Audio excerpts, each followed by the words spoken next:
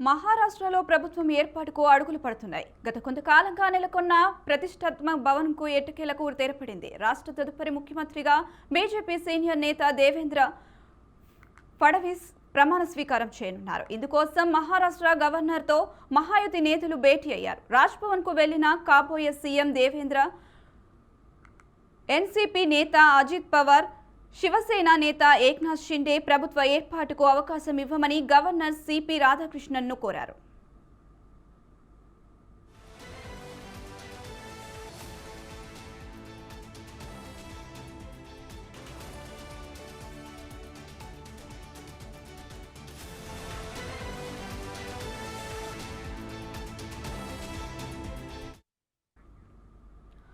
ఆజాద్ మైదానంలో ప్రమాణ స్వీకార కార్యక్రమం జరగనుంది. ప్రధాని మోదీ సహా ఎన్డీఏ కీలక నేతలు హాజరు కానున్నారు. సీఎంగా ఫడ్నవీస్ తో పాటు శివసేన నేత ఏక్నాథ్ షిండే, ఎన్సీపీ నేత అజిత్ పవార్ ఉప ముఖ్యమంత్రులుగా ప్రమాణ స్వీకారం చేస్తారని ప్రచారం జరుగుతుంది.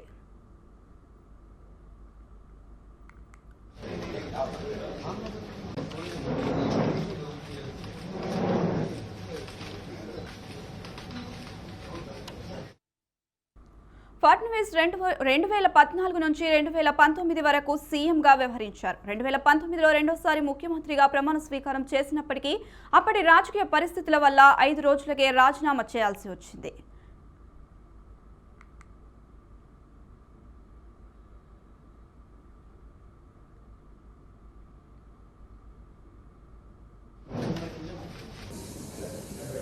मला मुख्यमंत्री म्हणून शपथ द्यावी अशा प्रकारची विनंती केलेली आहे. आमच्या मित्रपक्षांनी देखील तशाच प्रकारची विनंती केली आहे आणि या सगळ्यांच्या विनंतीचा मान ठेवून माननीय राज्यपाल महोदयांनी आम्हाला निमंत्रित केलेलं आहे. देशाचे प्रधानमंत्री माननीय मोदीजींच्या उपस्थितीत उद्या 5:30 वाजता हा सोहळा आझाद मैदान या ठिकाणी पार पाडला जाणार आहे.